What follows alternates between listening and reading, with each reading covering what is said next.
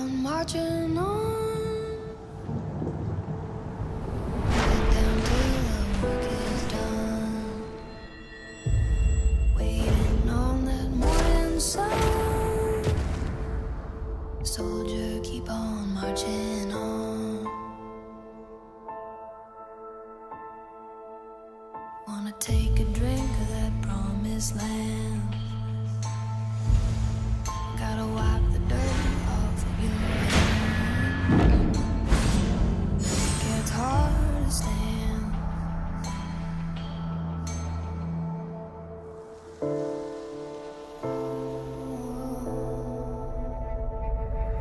Soldier, keep on marching on.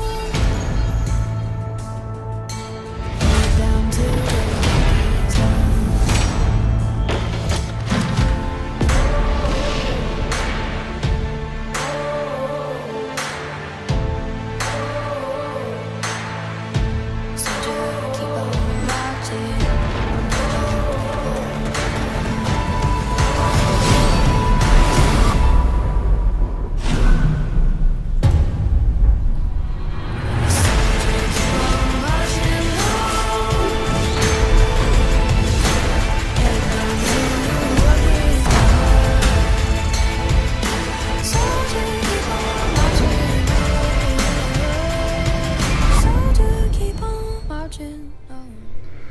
With age comes wisdom, and sometimes the greatest leaders are the ones who've seen more than anyone else, and Jiang Jun is that kind of leader. His name literally translates to general, and he displays his stoic and leader-like demeanor in everything from his appearance to his stance. According to the For Honor lore, the Jiang Jun are the most gifted and skilled military leaders and are chief strategists. It takes the best warriors to become Jiang Jun. They're much like the Centurions in For Honor in that regard, which is why I love when a Jiang Jun and a Centurion get into a fight. But here's the part that I love. For once, I can actually talk history with this character. Jiang Jun, or JJ as I call him, his design and weapon are based on real Chinese general named Guan Yu, written about in the Romance of the Three Kingdoms. He's considered a pinnacle of righteousness and loyalty, serving the warlord Liu Bei. He had a close and strong loyalty to Liu Bei and was instrumental in helping to establish his state of Shu Han in the Three Kingdoms period. He's famous for slaying the infamous general Yan Liang during the Battle of Boma, and he was a man who repaid his debts to those who honored him and was viciously merciless to those who opposed his master. In fact, I'd love to do an entire video just about Guan Yu, because there's so many battles and events surrounding his life.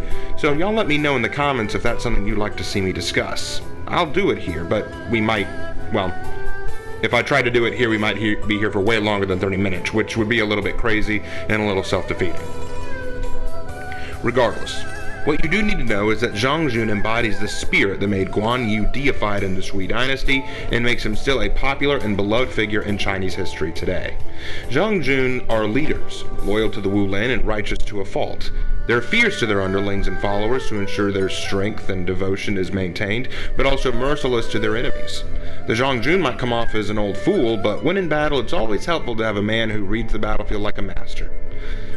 So, with all that in consideration, what does the old master come armed and prepared with? Well, I have to assume he's wearing some kind of armor under his cloth uniform because there's not a lot visible outside of it. He has lamellar and metal shoulder guards, a belt and bracer on his wrists here, basically some ram braces. The belt is what it looks like, it's made of iron. The shoes have some greaves. They look like they have some metal protection there. All that's fine, and you can see on the back that there's some lamellar back protection, but the rest I feel like might be hidden under the cloth. That's what I have to assume. The hat that he's wearing is not a helmet, that's an official cap. That's like what you would see an official or a governor wearing, so it doesn't provide any protection. And I also want to bring up his age. If you take a close look at the dude's face, he looks pretty old. Now, some different helmets and faces you get for Jiang Jun can make him look younger, or a little different, but for the sake of this look, he looks pretty dang old. But his overall look does match Guan Yu. The weapon he has is also perfect. Look at this thing. This is a Guan Dao, a weapon that was named after Guan Yu. Dao means sword in Chinese, and Guan is short for Guan Yu. The weapon's original name is Yan Yu Dao, meaning reclining moonblade, in reference to the crescent shape of the blade. If you think it's similar to the naginata that the Nobushi uses, you're absolutely right, and there's a reason for that. The naginata was likely inspired by the Guan Dao. This massive weapon is far larger and heavier with a thicker and more wide blade. It's meant for long sweeping strikes and thrusting, but it more focuses on the slashing. You'll notice the deep curvature of the blade makes it much more optimal for slashing, unlike the naginata, which was probably more of a piercing weapon before a slashing weapon. Because of its weight, it can hit with more force than the naginata, but as a result, it's a little bit slower to swing and requires more of a slashing usage. The weapon also has a sharp pommel at the bottom that you can see, so that both ends are dangerous, and you'll see how the Jiang Jun uses momentum and spiral swings to establish dangerous arcing attacks. But more on that in a minute. First, let's take a look at my Jiang Jun. This is my Jiang Jun. You can see that now he has a nice cape on the back here with a dragon motif. The Ao Ting, which was a sea dragon. You see that we have a bit more prominent chest armor. You can actually see that there's some lacquered chest armor. In fact, it looks a little bit more like the cordon plaque armor we were talking about with the T&D. We've got a real helmet this time. Check out the helmet. Looks very cool. The face is not protected, but that's fine. At least we have something. And he still looks pretty aged, but he looks professional. He looks all business, which is very, very cool. And look at the attention to detail on this dude's armor. It just looks so well done. It looks beautiful. And then the weapon, we got, again, sort of a dragon theme going on. It's blue now with a spiraling, elaborate markings on the side, obvious bladed pommel at the bottom, and a big old blade at the top. This is a general. When you look at this guy, he just screams commander. He's got the sharp look, he's got the official attire, he looks like a man who knows what he's doing, and that's exactly the kind of leader you want on the battlefield. So now that we know what Jiang Jun looks like, and we know where they culturally come from and who they represent, and again, if y'all want me to do a video on Guan Yu, please tell me so in the comments, because I'd love to do a video on the guy. There's a lot to talk about. But before that, let's go ahead and take a look at how they fight. Jiang Jun is easy to understand and even easier to use. He has a 2-hit combo limit with lights or heavies. However, any second heavy is automatically unblockable. Keep that in mind because it's fundamental to Jiang Jun's moveset. Every second heavy is unblockable. Doesn't matter what combo you start with, any heavy after the initial move is unblockable. The unblockable heavy is slow and easy to parry, but this is where JJ can get into his mix-ups. I usually like to hard feint out of the unblockable for a guard break or to land a light from an unexpected area. See what I mean? They usually expect the parry, so you can change it up and mix up where you come from. This makes them great with unpredictability. My opponent doesn't always know when I'll follow through with an unblockable and when I won't. I'll also point out that despite this old dude's size and the way he moves, he has a Guan Dao and makes him have a lot of reach, much like the Nobushi. Jiang Jun's zone attack comes out really fast and can be followed by an unblockable heavy as well. So using that zone attack to mix things up is very useful. Also, if I'm parrying an attack, the zone attack becomes unblockable. So this guy's just loaded with unblockables. Now, all heroes can land a free light or zone attack after a parry, but JJ can actually do something else with his parry besides just that unblockable zone attack. If I do a parry, I can do a unblockable, unavoidable net grab. Now this doesn't do any damage, but it does drain a little bit of stamina and opens me up for a free light. Observe, one more time.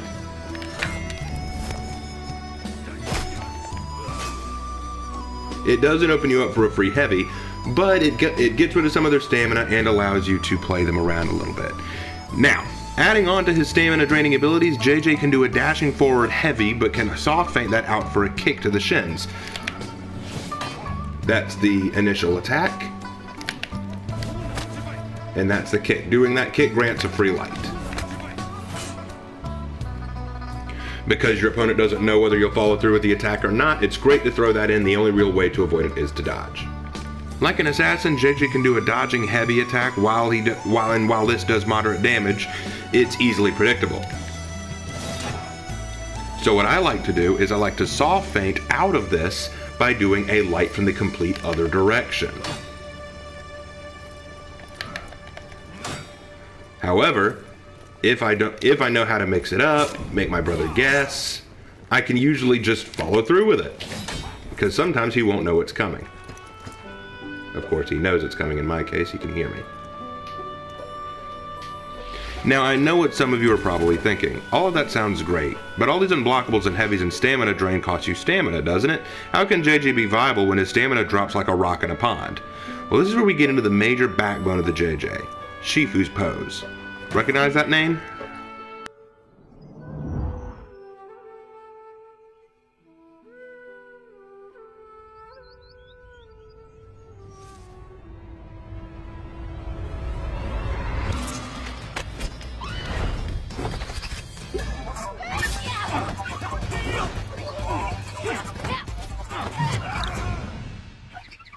Well done, students. If you were trying to disappoint me. Tigers, you need more ferocity. Monkey, greater speed. Crane, height. Viper, subtlety. Mantis, Master Shifu. what? Shifu means teacher or master, and you'll remember, Aang refers to Toph and Katara as Sifu Toph and Sifu Katara in a certain episode. Good morning, earthbending student. Good morning, Sifu Toph. Hey. Now this pose is unique to JJ. It allows him to do a back dodge like Nobushi's hidden stance, but it has the double effect of rapidly regaining health. It can of course be used to dodge an enemy's attack, but it also gains any lost stamina back in a very short amount of time. With this ability, JJ has an almost endless stream of heavies and unblockables and can regain the stamina very quickly. So here's what it looks like, and here's what happens when I lose stamina. Notice how fast it refilled. Now let's say that I run out of stamina completely.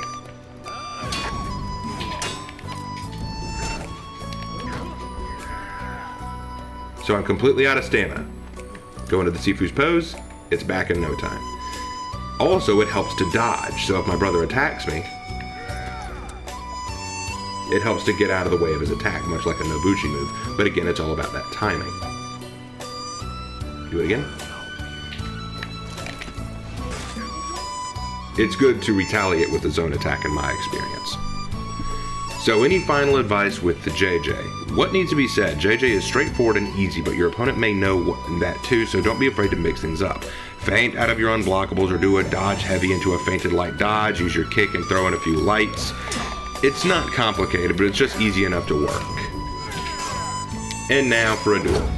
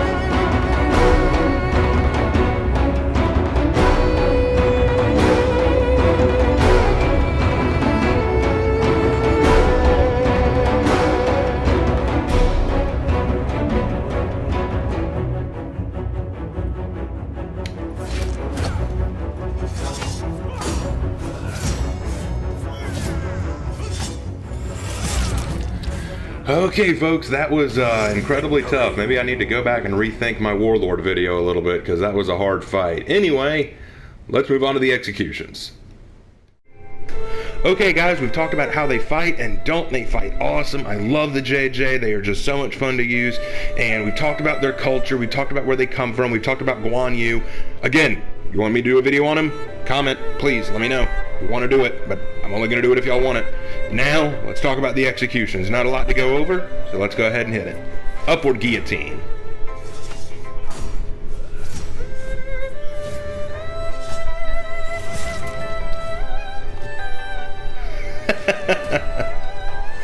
Uh, 10 out of 10. This is awesome. I love everything about this. In fact, whenever I do it, I have to steal a little bit from the YouTuber Russian Badger.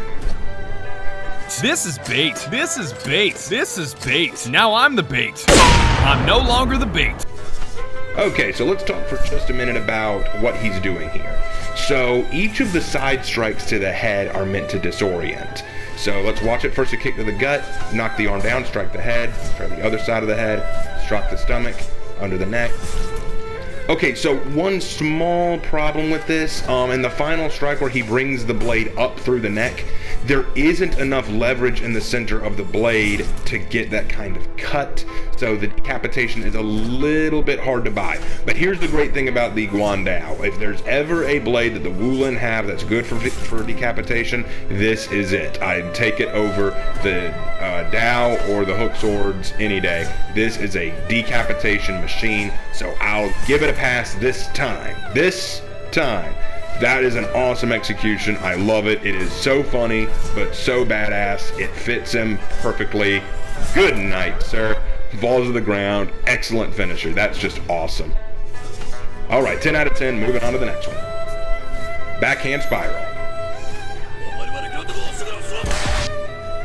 Okay, so this one's a pretty good one. If there's one thing that you notice about Jiang Jun, he's the kind of person who loves to style on his opponents and let them know that they're not worth his time.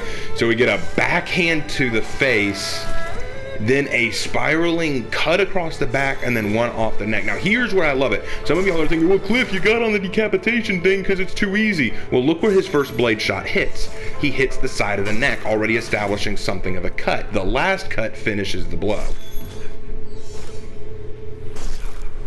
And I love the slash to the back to get them on their knees. That's a great setup. This one, I think I'll give it a 9 out of 10. I think it's really good. It's very stylish. And again, that backhand is good. I just love the backhand. It's bop, you're done. Just too cool. 9 out of 10. I don't have anything else to say about it. That's just awesome. Shifu's punishment.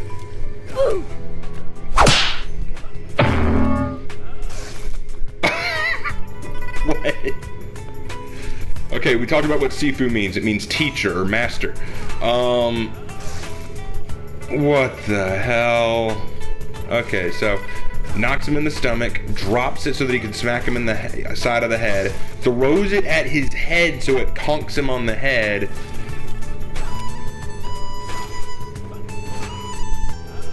And then the decapitation.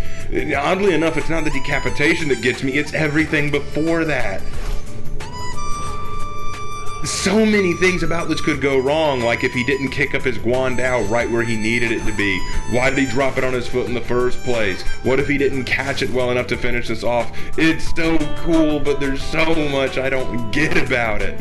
I gotta go 7 out of 10 for this one. I love it too much to hate, but there are questions, and they are pretty big questions. But 7 out of 10 I think is pretty fair. I buy the decapitation at the very least. He's getting momentum. That's the problem. A lot of people are probably getting on me saying, hey Cliff, why are you so much against decapitation? I don't dislike decapitation. They just got to have effort in them. And this one showed effort, so 7 out of 10 works. Zip. Love it. Stay down. Why are we still here? Just to suffer?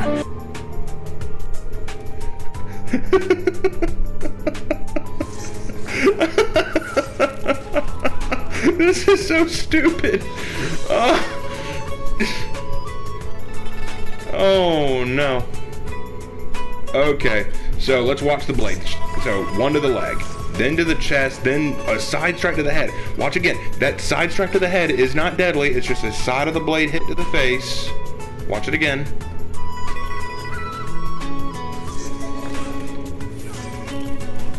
Then he trips him up and he falls on the ground. Take a nap, little trooper. Okay, so would this be deadly?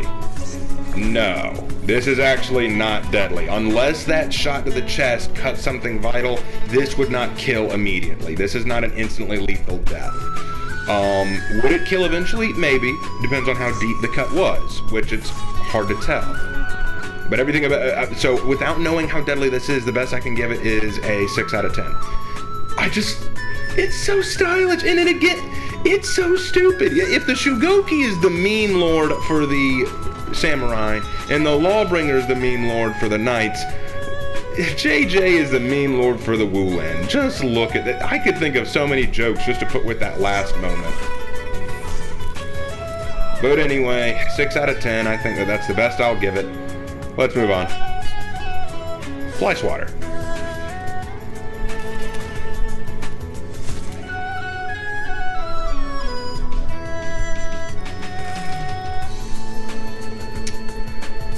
You know, JJ's coming off as kind of this old kung fu master.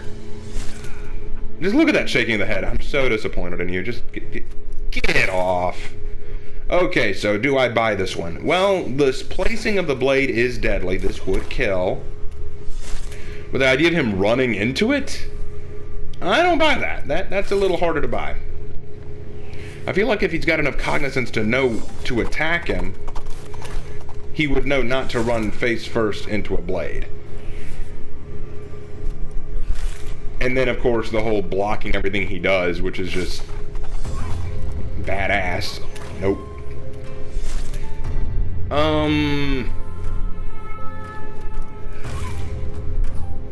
5 out of 10. 5 out of 10. I can't hate it, but I can't think of any reason to really gush over it either. It's nothing like what we saw in the beginning. It's very basic, and parts of it don't feel real to me. Like, why did he run into the blade? Why did the blade go so deep into him? I mean, the minute it went in, he should have stopped moving. It's kind of like when you prick your finger on a nail. You know, you don't just keep pushing your finger down on the nail. You yank your finger free. It would be the same thing here. And before you say, oh, but he fell into it. No, he's charging forward. As soon as he felt that, he should have pulled back. But whatever. 5 out of 10. Keep your stance wide.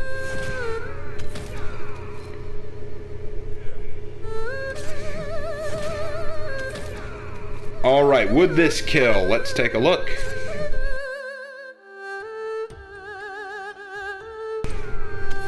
Not immediately. That blade strike was at the throat and not even directly on it.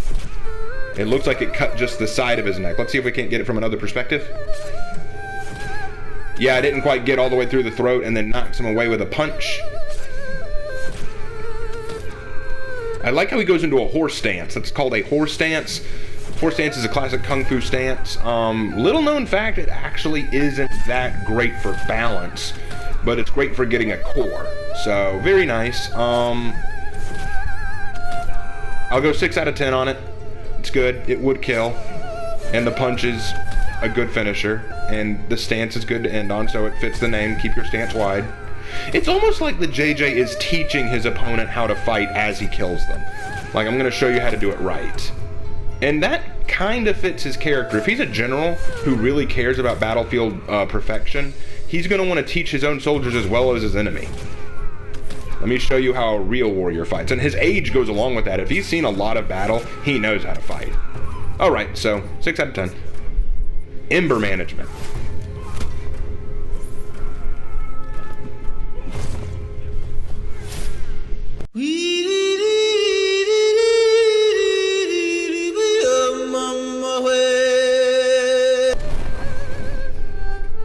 Well, there's our feed execution, folks. 2 punches. Pour the oil, smack it into him, light the ground, and cool guys don't look at explosions. I'll give it a 8 out of 10. This is a good one. I like it. It's believable. And Okay, that part I don't believe. How did he spark it with just the blade? I mean, it's possible, but that's asking a lot. What if he'd messed up? What if he hadn't started a spark? Like, well, that was cool for no reason. And then, boom. Yep, pretty cool. All right. I like it. 8 out of 10. This is a good one. Wait, did he bleed at the beginning there? Look again. Did he bleed at the beginning? Watch him when he does the initial punch. Was he bleeding? Yeah, he bled there. What the heck? Did he punch him so hard he knocked a tooth out? Dude's got a fist. All right, moving on. Windmill stab.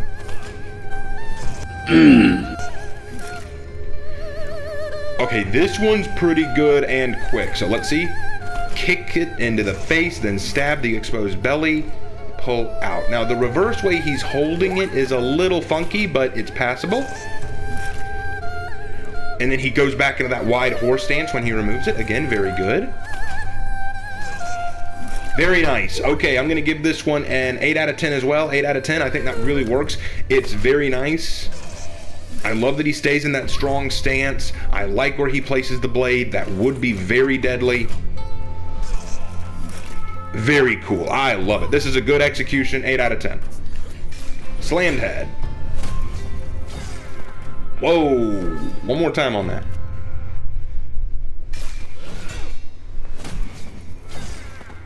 Okay, so he is striking the top of the head. Listen to the sound it makes. This is a great sound. Ow. And then, you know what would be awesome? I would have liked it if he'd cut him in half. That would have been cool. Do I think it's realistic? No, but it would have been something different from all the decapitations. Is this deadly? Yes, this is definitely deadly. A good cut across the midsection like that would be very deadly. I like the initial strike to the head. That's funny. This is cool. That's a good setup. And then goes down on one knee. Actually, going down on a knee would be a good follow through. It would be a way to make sure that you follow through in the technique. It's like fully swinging your bat or golf club in baseball or golf. You want to follow through completely. You don't want to stop after the initial hit. Very good. Okay, so I'll give this 9 out of 10. That's pretty good. 9 out of 10 is a good one for this one. Feels good, feels real, feels right. I love it. 9 out of 10. And that's it, everybody. That's all there is to the JJ. That's all there is to Jiang Jun. So, final thoughts. Well, Jiang Jun is very easy to understand and very easy to use, but that ease of use comes at a price. It means that your opponent will easily predict you. The best thing you can do is mix up your game plan, hard feints out of your heavy attacks. If you're going to do your dodge heavy, feint into a light attack a few times so that it throws them off a little bit, and use your kick to the shins to grant you a free light. Don't be afraid to use lights. A lot of people use JJ because they think, oh boy, free unblockable heavies after each first attack.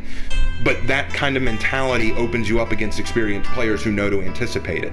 So always know to mix it up. And you're probably going to say, but if I mix it up and hard feint it too much, that's going to cost stamina. That's why he has the Shifu's pose. Back into your Shifu's pose, get your stamina back, and become a warrior. Because here's the best part. Once they think that once you get them kind of nervous, going, oh no, is he going to light me? Is he going to kick me in the shins? Then throw in your unblockable heavies because they won't expect them at that point. JJ is a master of the battlefield. He's a real general. I love him. But now, guys, we're about to wrap up the Wu Lin. We only got 2 more so far. And the next one is going to be a doozy. The hybrid. Guys, this may be the longest Wu Lin video yet. Because we're going into the mix-up master. The Master Monkey. The Sun Wukong of the Wu Lin. The Shaolin. We'll see you there, guys.